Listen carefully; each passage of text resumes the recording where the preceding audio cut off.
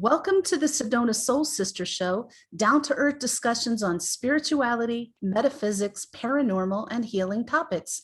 The Sedona Soul Sisters are the most trusted psychic mediums in Sedona, Arizona. We are Rosalind Reynolds, myself, Ivory Lanou, Terri-ann Russell, and Melissa Brace, who we hope will be popping in soon. We have offices in Sedona, Arizona, where we see clients from all over the world. Today's topic is trusting your gifts. So what we're talking about is, you've got some spiritual gifts and maybe you have started developing them, maybe not, but what you're not sure of is whether they're true, whether the information you're getting is right, is accurate. And ladies, we've all been there, haven't we? I mean, I think at some point in your journey, we're all there. Yes, we have. I do think maybe Nostradamus was very confident in his skills from day one, but he's a different story. He was a bit of an egomaniac. So, but most people, though, have those doubts. And I know for myself, the first thing I thought was that I was going crazy. And so that was how I didn't trust my gifts, is I was seeing astral beings, I was seeing beings from other planets, dimensions. And my first thought was, oh my gosh, I'm going crazy. Are you surprised? I think that's a common thread that we see. Yeah, sometimes there'll be times when every day I'm having this discussion with clients, and I know we ladies talk about this a lot, not only amongst ourselves, but here on the show, because it's very disconcerting when you're first seeing things you've never seen before, right? It's like you feel like you're hallucinating, or something really weird is going on. I used to think I must be getting sick when I was a kid. When I'd be seeing all these strange things, I'd be thinking, am I getting sick? And one thing I love about your story, Roz, is how when you would start to receive psychic information, your mom would say, Roz, you're getting dizzy. I think about that and it makes me laugh. True. I know cute. I must have had this look on my face because I was definitely out there, and watching. It's like I was watching a PowerPoint, I could see all these different things. So. And I had that, and my mom would say, wake up, you're daydreaming again. I think probably all of us who are highly intuitive and receiving, signals and information all the time, we must appear to be daydreaming in school, for sure. Gotta be. Yeah, and everybody said, get your head out of the clouds, right? Yep. Ooh, out there somewhere. Oh my goodness. That was so interesting. For a minute there, Terri-ann was talking, but her lips weren't moving. I know. Wasn't that strange? Ventriloquist training. Well, my phone before I got on was taking pictures of myself. I can't quite hear you. Yeah, I think something maybe messing with her signal. I guess so. I can't hear her. So let's talk a little bit about realizing we have gifts, and if you can think back on it, what led to coming to a place of some confidence for you that you could rely on the information you get? Well, I think some of that has to do with your ability to get some confirmation, because I always felt like when my information would be coming in, a lot of times it was about situations, events, and other people that really didn't have anything to do with me. But I wasn't always comfortable to mention things. But, if I was, by the time I was like in middle school, high school, people would be asking me questions, about what I envisioned, what I saw, what was coming, etc. And it was pretty ironic because I would, be able to get confirmation back very quickly. Other kids would be going, yeah, that I saw that, it happened. So, and, it alters your perception of information that you're getting. And of course, I mean, I didn't discuss all the time with people things I saw, but I definitely foresaw events and things happening. And by the time I was in high school, it would almost always be confirmed because somebody would say, that happened. So That's nice. I was too shy especially about my gifts, to ask people like, hey, until I was an adult. And I can remember some incidences where a person I knew well, I was having very vivid dreams about their husband dying and their husband being very ill and all this stuff. And I finally, I thought, I don't want to ask them, but I thought, well, what if they don't know they're very ill? What if I bring this up to them, he can get some tests done and find out. And so I mentioned it to her and she's like, oh yeah, he's got cancer.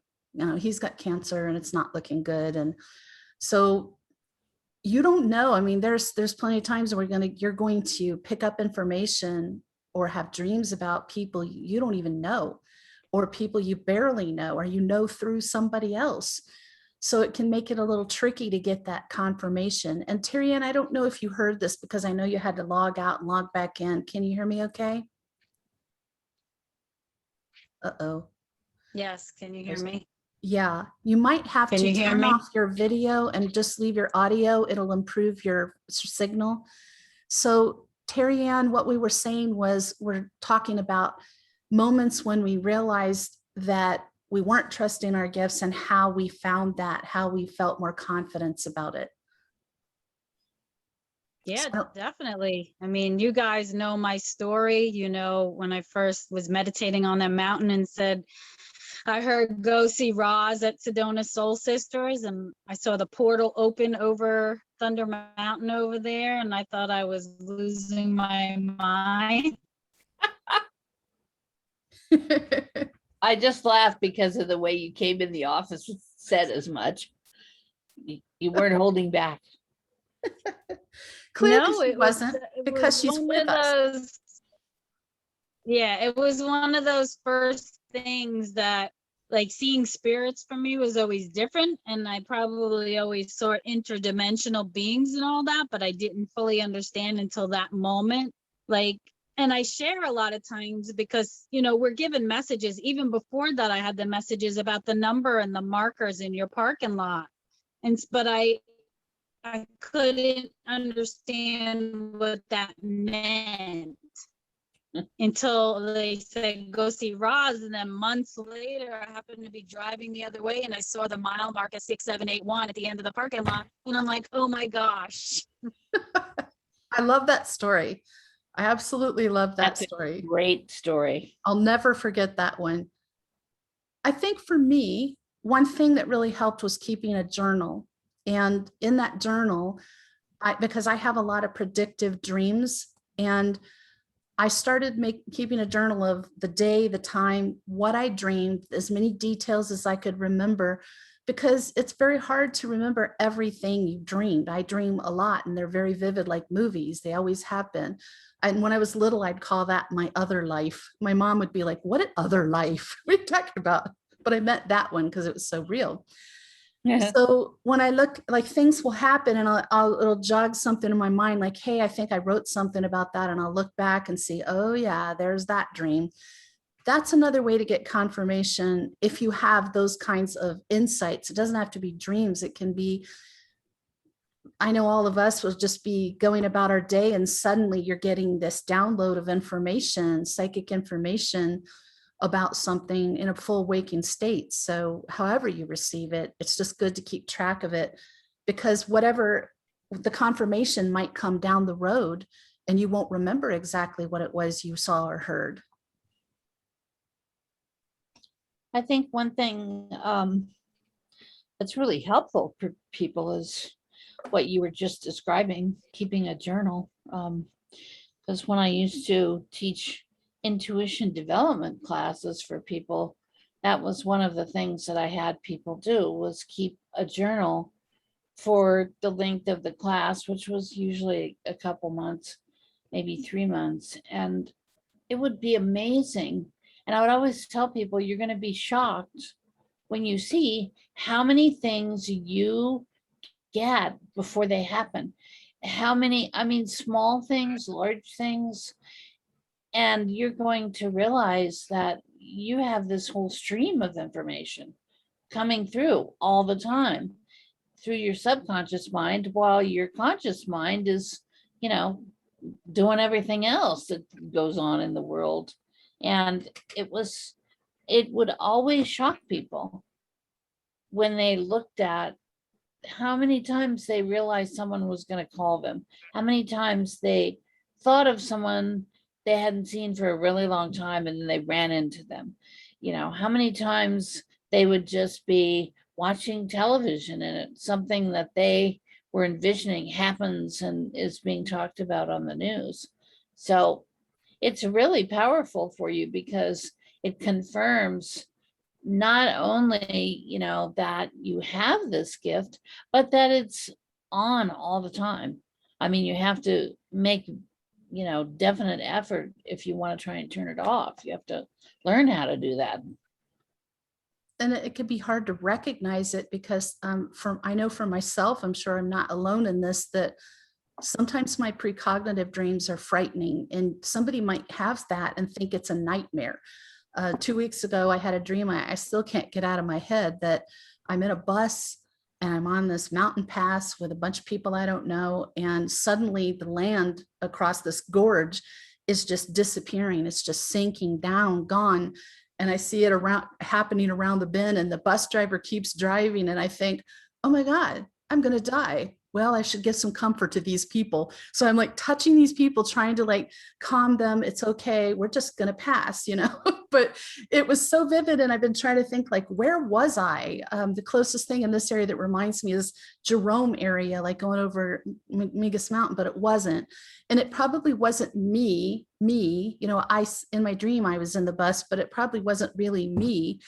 So you have these dreams and it could just be frightening, disturbing, but write them down anyway, because many times those dreams are precognitive, and you don't get to pick and choose the information you receive in a waking or sleeping state. You get what you get, right, girls?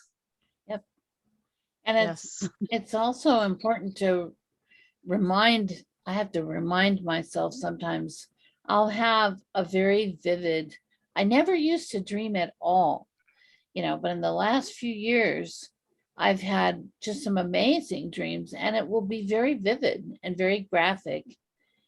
But when I look at it subsequent, when I wake up, I began to realize, no, wait a minute, I can feel this is talking about something else, but it's shown to me in a format of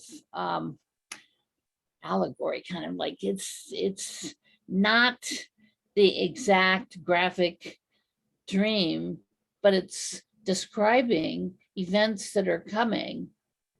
And that's the feelings that I have about it. And I can tell very frequently that I need to concentrate on these events that I'm being shown are coming to help energetically shift the way things are going.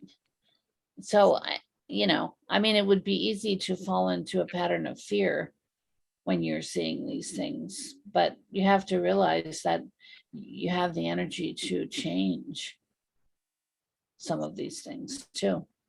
I mean, there's a tremendous number right now worldwide of visionings, prayer and affirmation sessions to help change some of the things that we're seeing that we're not comfortable with, that we're not happy with. And I think that's a lot of what some of these dreams are portraying too. Now, your dream specific, to riding in a bus, and that's kind of different than what I'm describing. I think that's another thing where the journal really has come into play for me, because I've been doing that for about 30 years now, maybe more. And so I've noticed over time, there's some recurring themes to my psychic dreams that help me sort out which ones are meaningful and which ones are maybe anxiety based, or something about, a more symbolic, just a normal dream. So a couple of the things, and I'm going to tell you this in case it's true for you. One of the things is that everything seems extra vivid, and that there's like the scene hovers on meaningful moments and conversations to like make sure I really get it. And there'll be this piece of paper that spins up and lands right in the center of the screen for me that has a word or words on it, or sometimes it's a newspaper cover, and it just stays there till I get a really good long look at it. And I'm like, that's how I know for sure, okay, this is a psychic dream. I need to wake up and write this down. But I know that's not true for everybody, but I'm just giving you some instances, some examples of things that are true for me that you can look for yourself, of recurring things that are in the dreams that turn out to be true. So, or meaningful, or about your clients, or whatever it is, about yourself, about your family. Because sometimes it can be hard to sort those out, especially if you're like me and you have those super vivid movie dreams that, if they're all vivid, but there's some qualities to my psychic dreams that are different, where now at this point, I'll know, I'll wake up and I'll be like, okay, that's a psychic dream. I'm going to write that down in detail. But that's one of the things that just helped me get a grip on it and be like, all righty, this is for real. Did you want to say something, Terri-ann? I was going to say, I get a lot of words in my dreams. So like you were saying about the newspaper, I will hear or see a word, and it's often a word I've never heard before. And I'm always amazed when I go look it up and what the definition of it is. Yeah, I think that could be very important as well, for sure. Anything that helps you figure out what's going on and trust it.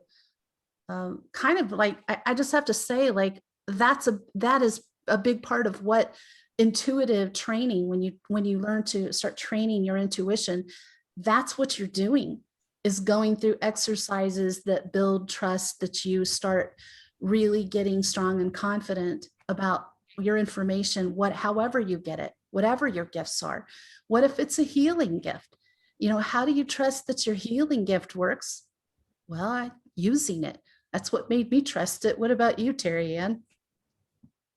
Yeah, I think so. For me, like, especially with all the movement we've had with the business and moving and going on the road short term now, to trust that that'll all be okay without having. So before I was very type A personality, but having to let go of that and trust that we would be okay with the information that I was given, that we'd be able to do it, that we'd have food to eat, that we'd have money for gas, and all these things that sometimes our human concept is like, well, all these things could go wrong, so this is why I shouldn't do this. But the information is coming through and you're receiving this information that you should do this. And so sometimes I think it is that battle between your human self and your spiritual self, and trusting that, like Roz always says, everything's working out for our highest and best. You're given this information and you are to follow it. And when you do follow it, I think it helps you then to see further. That's what helped me to trust. So if they told me to, go to see Roz, and everything worked out so well with meeting Roz and you and Melissa, and I trusted that, and then going forward to the next, time they gave me some information and I followed it and it worked out. So just, paying attention to what that is, going with it, even though it's scary, it's out of your comfort zone, and then seeing, yeah, this is what happened when I trusted my intuition. And it helps too that it was your son in spirit form telling you to take your life out on the road, because you already trusted him and loved him so much. And it's the same with your angels and guides. Like, if you're getting the information from them, how do you trust that? By following it and seeing what happens, right? Exactly.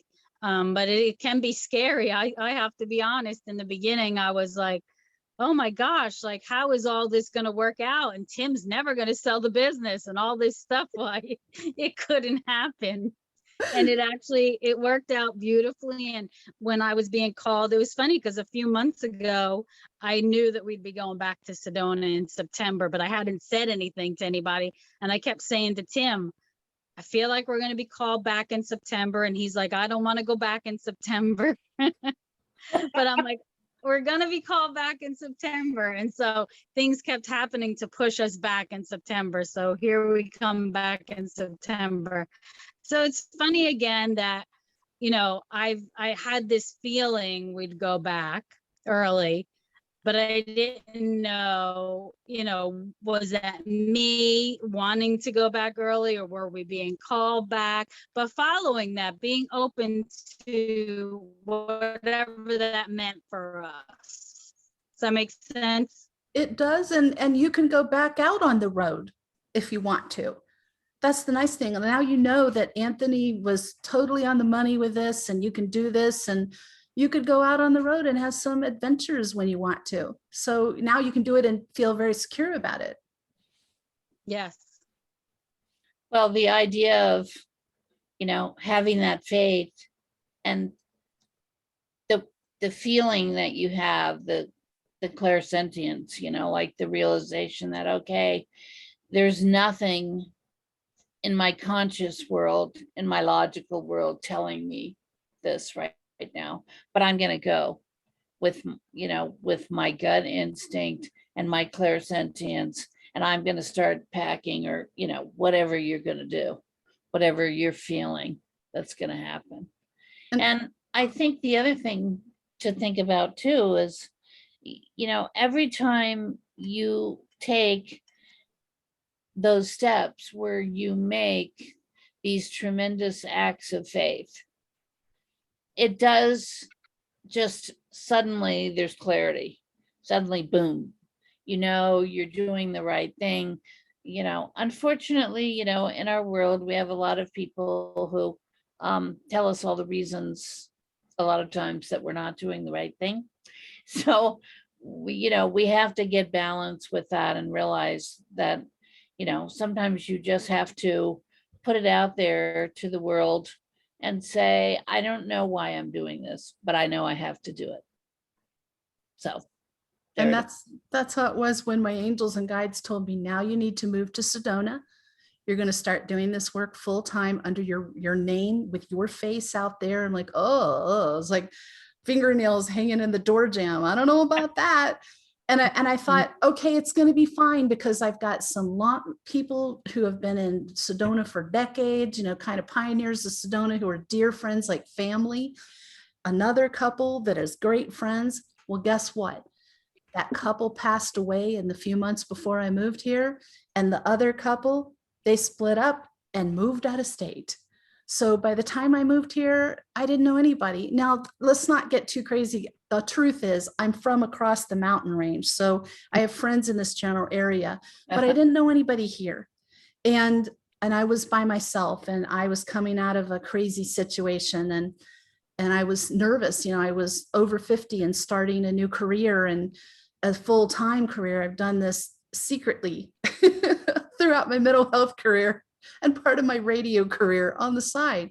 But by that time, I knew that my angels know what they're talking about. And if they were so adamant about, I need to do this, that I needed to do it. And that's it. And so I did. And I was a little nervous, but I felt secure that everything was going to be okay.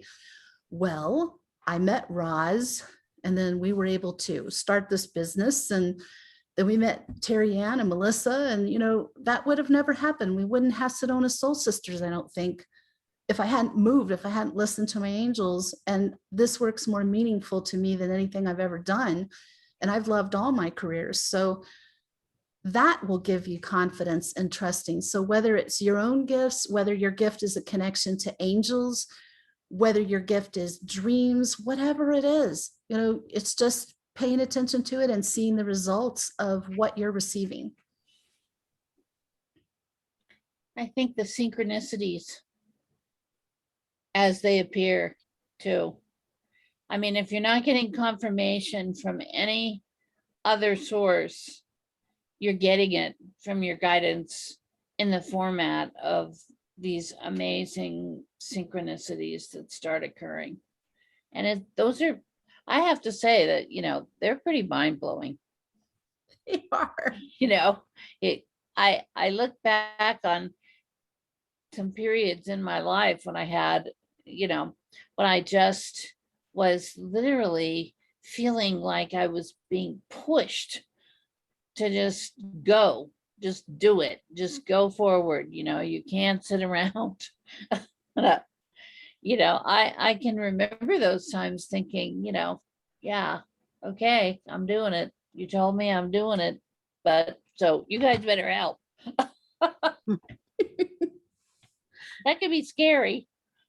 It can be, but it's kind of funny because, and I wanted to talk to Terri-ann about this and hear what you have to say.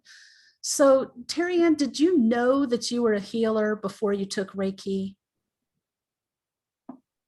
Yes, I always felt so. I was raised Catholic and we had the laying of the hands, and I always felt there was a tremendous ability in me to be able to touch people and do some sort of healing, not understanding what that was.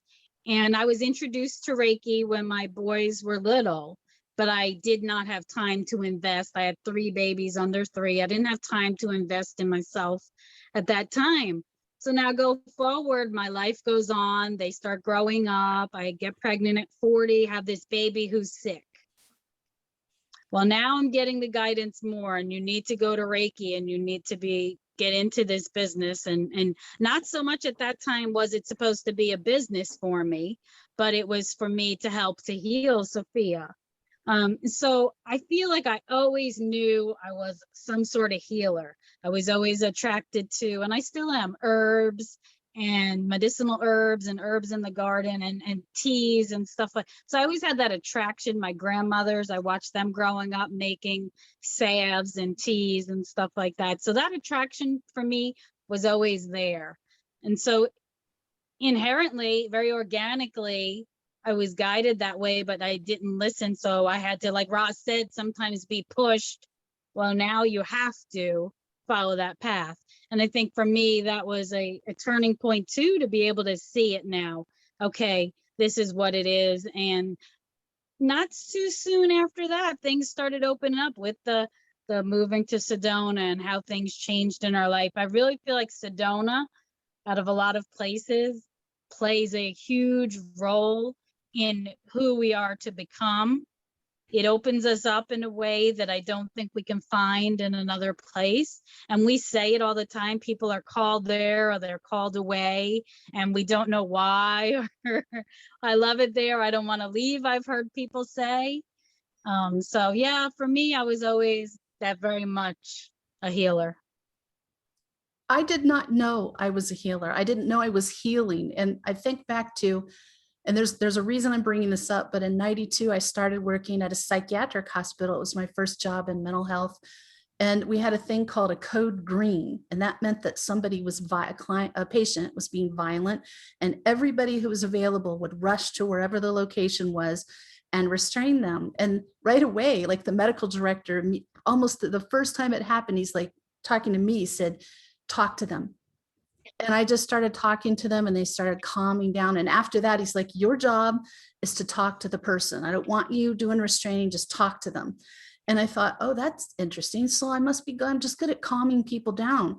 But I didn't realize, like, I had my hand on the side of their heads as I'm holding them and touching them and looking them in the eye and just calming them down. 2 years later, my angels guided me to take Qigong energy healing.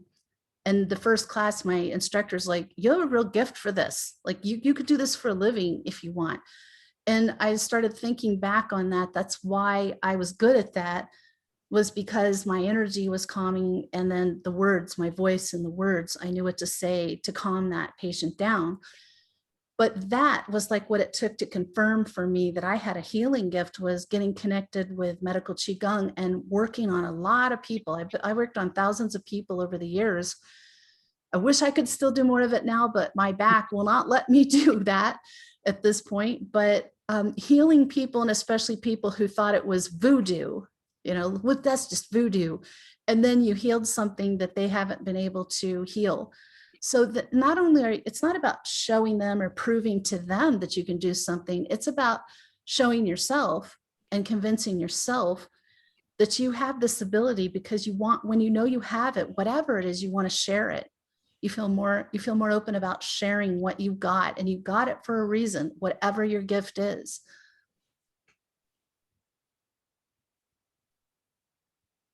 I think sometimes when we have the capability to do things and events happen and we can't utilize that capability at the time, like in your situation now, and I've met some other people with very similar situations, it's because the time is not right for that somehow.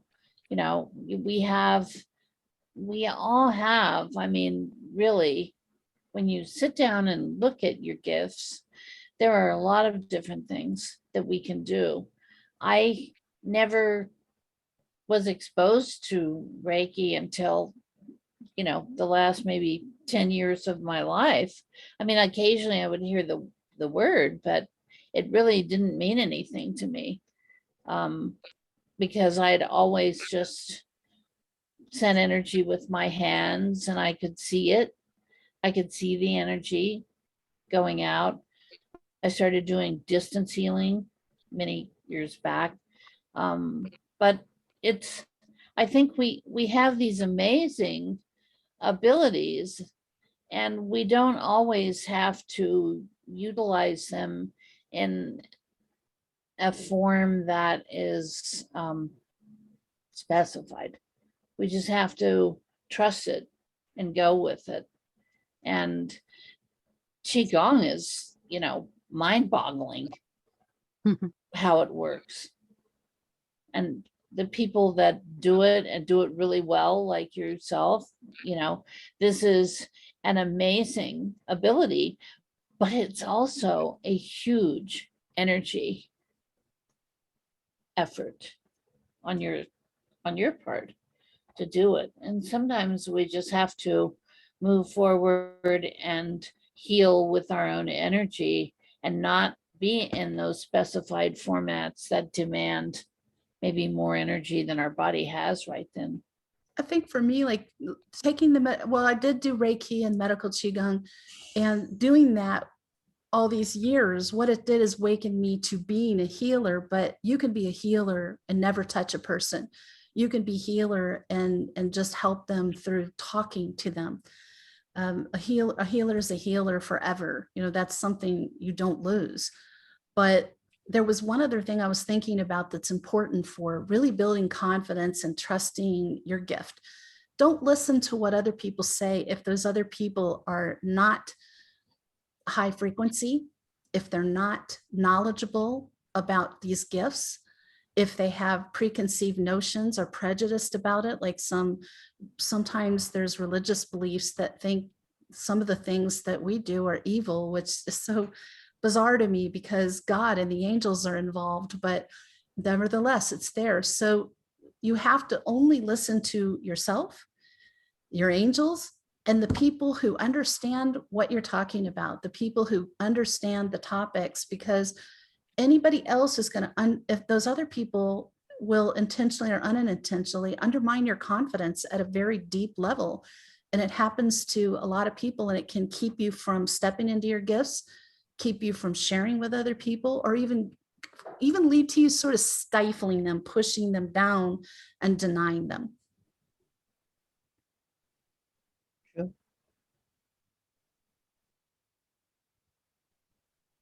I know for me, the hardest thing was there was people I loved very much, but I needed to ask them to please, I don't want to hear your thoughts on this anymore. I know what I'm doing.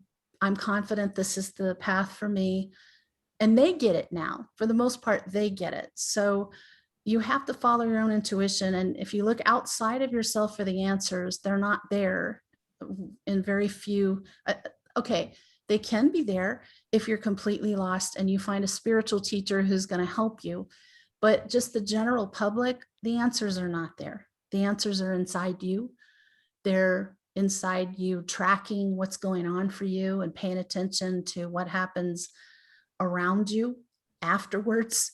You know, there is a little bit of effort involved in following this up. And if, for those of you who, and this is probably the most common thing, really want to develop your intuitive skills, and everybody's got them to some level, I'd say go for it. I think that's one of the things that opens up the whole world to you in spirituality, with gifts and exploration and all the wonderful unexplained mysteries out there, is to develop your intuition and see how far you can take that, because it has nothing to do with you becoming a psychic, professional psychic, or doing readings. If you want to, great, but it has to do with you getting better, clear intuition for your life, about yourself, about the people in your world, the things that matter to you. So I think anybody in this world can benefit from that. True. Absolutely, because it helps them, right, in their relationships. It helps them in their career. It helps them with everything they're doing when they're fostering, meeting people, or working in a meeting setting, in a business setting. Having that intuitive ability to have that feeling, whether you're capturing the room or whether you're not speaking to your highest, you know, or to also be able to ascertain what the other person. So in a relationship, if your intuitive abilities are open, you're able to ascertain whether that other person maybe has good intentions or not when it comes to you, right? We're able to then see, you know, does that person have my highest and best at their heart, you know? And if they don't, then we know that we could walk away from that. But I think a lot of times people are scared, like they get the information, but then they think, well, now what do I do with that information? Like, I know he's not good for me. So, but now I have to make a decision about that, right? So a lot of times that's scary. And I understand that because I've been there too. And I was getting the information and I didn't listen to it. You know, we've all done that. We laugh about it because everybody thinks, oh, well, you're psychic, you should know. Yeah, I think I did know to an extent, but I just didn't want to hear it, right? You know what you hear and you know what you want to do. Yeah. And sometimes those paths are very diverse. Let's just say that. But that's another thing. Like, I do think, I know for sure, as I developed my relationship with my angels on a very conscious level over the years, I came to a place where I completely trust the words they say to me, what their guidance they give me. Same thing's true for your own inner guidance. You know, it takes time developing it, tapping into it, paying attention to it. And eventually you come to a place where you do what your intuition tells you, not what you want to do all the time. And it's not easy, is it, ladies? No, No. that is one of the most difficult things, to really allow yourself to flow with what you're getting in terms of your process and what you should be doing when you don't want to. Said the person who was dragged back here kicking and screaming. I'm glad you were. I'm glad too, but I really, you know, that's just one example, of course, but I mean, there have been many times I can remember back, you know, when intuitively I knew I should do something and I was just resisting that, and probably overanalyzing, you know, because I used to be actually a lot more analytical than I am now. Now I just go, okay, I'm going with it. You have really come to an amazing place with that, Roz. I know you have. I do have to agree. Yeah, I have a very analytical, logical mind. So the first, you know, 30 to 40 years of my life was an argument between my psychic subconscious mind and my logical analytical mind. That argument was going on a lot. Mine too, because at 18, I was made very aware of my gifts and my path, and I denied it. I pushed it away. I said, nope, not doing that.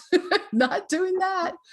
And every 10 years, like another 10 years, like it came up again. And so They it's just, interesting. yeah, they just keep, you know, I feel like my guidance has been wonderful and so true in helping me overcome my own resistance. And I can be my own worst enemy in my life. And I I think can we all can. certainly remember, them bringing up something and really, I call it nagging me to do something, to go a certain direction, to say something. And I can resist and resist and resist. And then, very gently, it comes around the exact same issue, different circumstance, same issue, until I finally just gave it up. And I just roll with it now. I really do. Maybe that's a factor of old age, and I like it. Maybe. I know the thing that makes me think about is that we have free will, and that means we have the ability to make choices for ourselves. And that includes that we have the right to make a decision other than what our intuition's telling us, or our angels are telling us, or our dreams or anything are telling us. But it could be a big mistake. And I'm here to tell you, I'd love to testify for you how bad that can go. And I felt like I had to test that twice, apparently. So I'll be glad to help you out if you need to hear that. But the other thing I wanted to say was, when it comes to your gifts, and if you are doing readings, you want to do readings, you want to take this professional, something that really helped me, and this popped into my head when I was training with Suzanne Wilson to be a medium. And she said, you're pretty much ready to go, but I want you to do 4 or 5 practice readings for free with people around the world. So I did 44. And why did I do 44? Because it took that long for me to believe it in my heart. People were telling me, my sample readings were telling me that was great. I loved it. It was great. Yes, I'd be happy paying for that, because I'd always say, but would you pay for it? Yes, I would pay for it. Do you want me to pay him? No, this is practice. But it took me that long for it to really sink into me, and for me to say, okay, I'm ready. It's great when somebody else tells you you're ready, but you have to feel ready. Yes. And then I was still scared. I was so nervous those first few readings I did, I'd say for 6 months.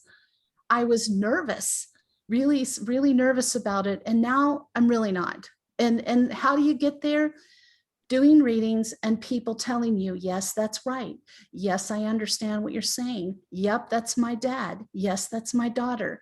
Yes, that's how they died. Whatever the things there that you're confirming. And I'm just talking about mediumship in this instance, but this is true for any gift you have.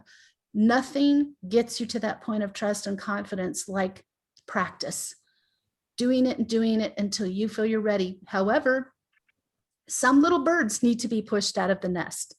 So I have had some students who have done lots and lots and lots of practice readings, and they're still stalling. And I'm like, that's it. I'm assigning you need to do a paid reading in the next 2 weeks. Oh my gosh. Oh my gosh, no. But then they're fine because they're ready. I know it, and I gave them plenty of time. And, a year or 2 years later, you're still stalling, then you're just cheating yourself. So any last thoughts either one of you have about this? I think we covered it well. I feel like we covered it. We tucked it in and kissed it goodnight. Yes. And on that note. If you have questions about today's show, you can email them to us at any time. That email is in the show description on the platform that you're watching or listening to this on.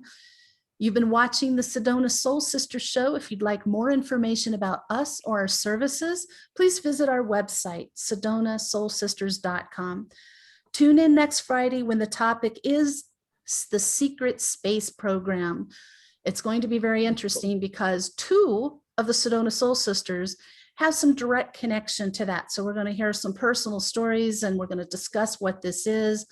And maybe it's so secret you never even heard of it before. So tune in next week. And in the meantime, have an enlightening week.